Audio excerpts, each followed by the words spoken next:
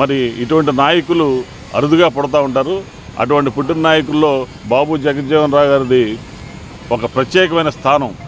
భారతదేశ చరిత్ర ఉన్నంతకాలం ఆయన ఇలాగా ఈ సమాజంలో అన్ని ప్రాంతాల్లోనూ ఈ రకంగా విగ్రహాల రూపంలో ఎవరు మర్చిపోవడానికి అవకాశం లేకుండా ఆయన స్థానాన్ని ప్రజలే సుస్థిరపరిచారని కూడా ఈ సందర్భంగా తెలియజేసుకుంటూ ఆయన ఎన్నో సంస్కరణల్ని, ఎన్నో ఆలోచనల్ని, ఎన్నో కొత్త విధానాలని ఈ అణగారిన వర్గాల కోసం ఆయన అమలు చేయించడం, ప్రభుత్వాల మీద ఒత్తిడి తెచ్చి ఆ రకంగా ఆ వర్గాల యొక్క అభివృద్ధికి, ఆ వర్గాల్ని ఆ సమాజంలో అందరితో సమానంగా ఉంచడం కోసం ఆయన పాటుపడిన కృషికి ఆ వర్గాలన్నీ కూడా ఈ రోజుకి కూడా 118 సంవత్సరాలకి కూడా ఆయన్ని మర్చిపోకుండా స్మరించుకోవటం, మరి ఆ స్మరించుకోవటంలో భాగంగా ఆయన్ని ఒక్క అణగారిన వర్గాలే కాకుండా అన్ని వర్గాలు కూడా తమ వాడిగా ఆయన హోల్డ్ చేసుకొని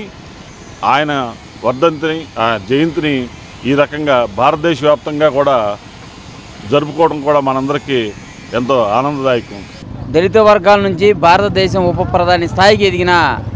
మా దళిత జ్యోతి బాబు జగజ్జీవన్ రావు గారిని స్మరించుకుంటూ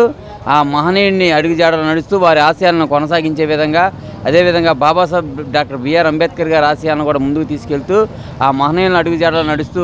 ఈరోజు దేశమంతా కూడా ఎంతో ఆనందంగా మహనీయుల పుట్టినరోజులు జరుపుకోవడం, వారిని నిత్యం స్మరించుకోవడం, మేము చేసే ప్రతి కార్యక్రమంలో కూడా వారిని స్మరించుకుంటూ ముందుకెళ్ళడం అనేది మాకు ఆనవాయితీగా వస్తుంది.